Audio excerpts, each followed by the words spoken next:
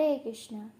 2024 14ই September শনিবার, ভাদ্র মাসের শুক্লপক্ষের একাদশী, পার্শ্ব একাদশী। 14ই সেপ্টেম্বর সমস্ত স্থানে এই পার্শ্ব একাদশীর ব্রত পালন করতে হবে। একাদশীর ব্রত খুব নিষ্ঠা সহকারে আমাদের পালন করা উচিত, কারণ একাদশীর ব্রত পালনের ফলে আমাদের কোটি কোটি পাপ ধুয়ে যায়। তাই আশা করছি সবাই প্রত্যেকটি একাদশীর ব্রত খুব নিষ্ঠা সহকারে পালন করছেন। আর যারা পালন করছেন না, তারা অতি অবশ্যই এই একাদশী থেকেই আপনারা একাদশীর প্রত্যেকটি ব্রত পালন করার চেষ্টা করুন, অতি অবশ্যই পালন করুন। এর ফলে অনেক পাপ রাশি থেকে মুক্তি লাভ হয়।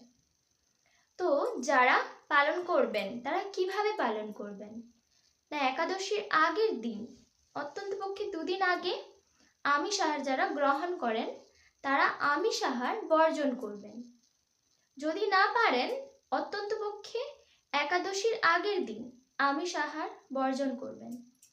তো যথাসময় রাতে খাওয়া দাওয়া করবেন, তারপর দাঁত ব্রাশ করবেন, কারণ ব্রাশ করার ফলে দাঁতে লেগে থাকা সমস্ত খাবারের টুকরো ধুয়ে যায়। তাই অতি অবশ্যই ব্রাশ করবেন। তো একাদশীর দিন ব্রহ্ম মুহূর্তে উঠবেন এবং স্নান করে সকালের সমস্ত কাজকর্ম সেরে স্নান করে মঙ্গল আরতি করবেন এবং সংকল্প মন্ত্র বলে সংকল্প করবেন একাদশীর জন্য। তো সারাদিন যারা নির্জলা একাদশীর ব্রত পালন করতে পারেন, নির্জলা উপবাস করবেন, খুবই ভালো। না হলে ফলমূল গ্রহণ করে একাদশীর ব্রত পালন করতে পারেন। কিন্তু অতি অবশ্যই একাদশীর দিন একাদশীর মাহাত্ম্য অতি অবশ্যই শ্রবণ বা পাঠ করবেন। যদি না এই একাদশীর মাহাত্ম্য পাঠ বা শ্রবণ করেন, তাহলে কিন্তু একাদশীর ব্রতের ফল লাভ হয় না। তাই অতি অবশ্যই শ্রবণ বা পাঠ করবেন মাহাত্ম্যটি। তো একাদশীর পরের দিন যথাসময়ে পারণ করবেন, পারণ মন্ত্র বলে যথাসময়ে পারণ করবেন মহাপ্রসাদ গ্রহণ করে। তো এইভাবে অতি অবশ্যই সবাই প্রত্যেকটি একাদশীর ব্রত খুব নিষ্ঠা সহকারে পালন করবেন। পার্শ্ব একাদশীর মাহাত্ম্য। ব্রহ্মবৈবর্ত পুরাণে ভাদ্র মাসের শুক্লপক্ষের পার্শ্ব একাদশী মাহাত্ম্য যুধিষ্ঠির শ্রীকৃষ্ণ সংবাদে এই রকম বলা হয়েছে। যুধিষ্ঠির মহারাজ জিজ্ঞাসা করলেন, হে কৃষ্ণ, ভাদ্র মাসের শুক্লপক্ষের একাদশীর নাম কি? এই ব্রত পালনের বিধি কি এবং ব্রত পালনেই বা কি পূর্ণ লাভ হয়?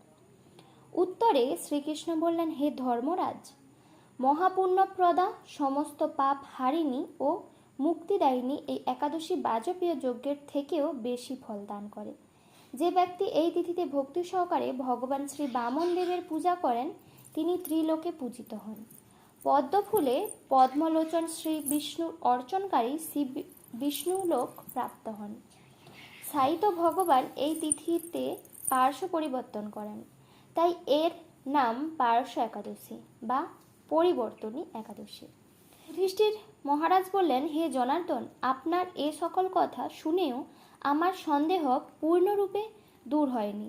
হে দেব, আপনি কিভাবে শয়ন করেন, কিভাবেই বা পার্শ্ব পরিবর্তন করেন, আর চাতুর্মাস ব্রত পালনকারীর কি কর্তব্য এবং আপনার শয়নকালে লোকে কি করণীয়, এসব বিষয়ে বিস্তারিতভাবে আমাকে বলুন।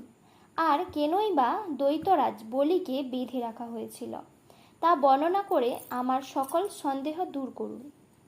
শ্রীকৃষ্ণ বললেন, হে রাজন, দৈত্যকুলে আবির্ভূত প্রহ্লাদ মহারাজের পৌত্র বলি আমার অতি প্রিয় ভক্ত ছিল। সে আমার সন্তুষ্টি বিধানের জন্য গো ব্রাহ্মণ পূজা ও যজ্ঞাদি ব্রত পালন করত, কিন্তু ইন্দ্রের প্রতি বিদ্বেষবশত সকল দেবলোক সে জয় করে নেয়। তখন দেবতাগণ সহ ইন্দ্র আমার শয়নাপন্ন হয়েছিল। তাদের প্রার্থনায় আমি ব্রাহ্মণ বালক বেশে বামন রূপে বলি মহারাজের যজ্ঞস্থলে উপস্থিত হলাম। তার কাছে আমি ত্রিপাদ ভূমি মাত্র প্রার্থনা করছিলাম। সেই তুচ্ছ বস্তু থেকে আরও শ্রেষ্ঠ কিছু সে আমাকে দিতে চাইলেন। কিন্তু আমি কেবল ত্রিপাদ ভূমি গ্রহণেই স্থির থাকলাম। দ্বৈতগুরু শুক্রাচার্য আমাকে ভগবান রূপে জানতে পেরে বলি মহারাজকে এই দান দিতে নিষেধ করল। কিন্তু সত্যাশ্রয়ী বলি গুরুর নির্দেশ অমান্য করে আমাকে দান দিতে সংকল্প করল। তখন আমি এক পদে নিচের সপ্তলোক, আরেক পদে ওপরের সপ্তভুবন অধিকার করে নিলাম। পুনরায় তৃতীয় পদের স্থান চাইলে সে তার মাথা পেতে দিল। আমি তার মস্তকে তৃতীয় পদ স্থাপন করলাম। তার আচরণে সন্তুষ্ট হয়ে আমি সর্বদা তার কাছে বাস করার প্রতিশ্রুতি দিলাম। ভাদ্র শুক্লপক্ষী একাদশীতে ভগবান শ্রী বামন দেবের এক মূর্তি বলি মহারাজের আশ্রমে স্থাপিত হয়। দ্বিতীয় মূর্তি ক্ষীরসাগরে অনন্তদেবের কোলে শয়ন একাদশী থেকে উত্থান একাদশী পর্যন্ত 4 মাস শয়ন অবস্থায় থাকেন। এই 4 মাস যে ব্যক্তি নির্দিষ্ট নিয়ম, ব্রত বা জপ তপ ব্যতীত দিন যাপন করে সেই মহামূর্খ জীবিত থাকলেও তাকে মৃত বলে জানতে হবে। শ্রাবণ মাসে শাক, ভাদ্র মাসে দই, আশ্বিন মাসে দুধ, কার্তিক মাসে মাসকলাই বর্জন করে এই 4 মাস শ্রীকৃষ্ণের আরাধনা করতে হয়। প্রতিটি একাদশীর ব্রত যথাযথ পালন করতে হয়। সায়িত ভগবান পার্শ্ব পরিবর্তন করেন বলে এই একাদশীর মহাপূর্ণ ও সকল অভীষ্ট প্রদাতা। এই একাদশীর ব্রত পালনে 1,000 অশ্বমেঘের যজ্ঞের ফল লাভ হয়। একাদশীর পরের দিন পালনের সময়সূচি।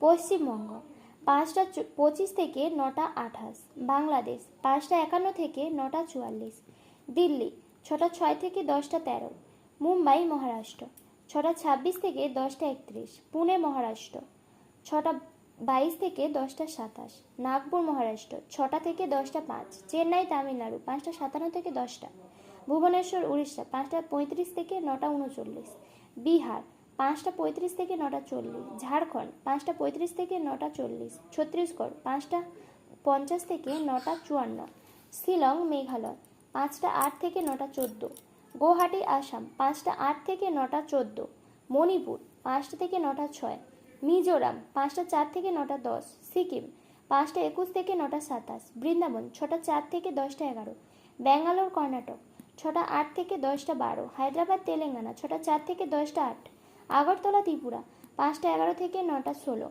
গুজরাট 6টা 32 থেকে 10টা 37, কেরালা 6টা 14 থেকে 10টা 18, রাজস্থান 6টা 18 থেকে 10টা 24, হরিয়ানা 6টা 10 থেকে 10টা 17।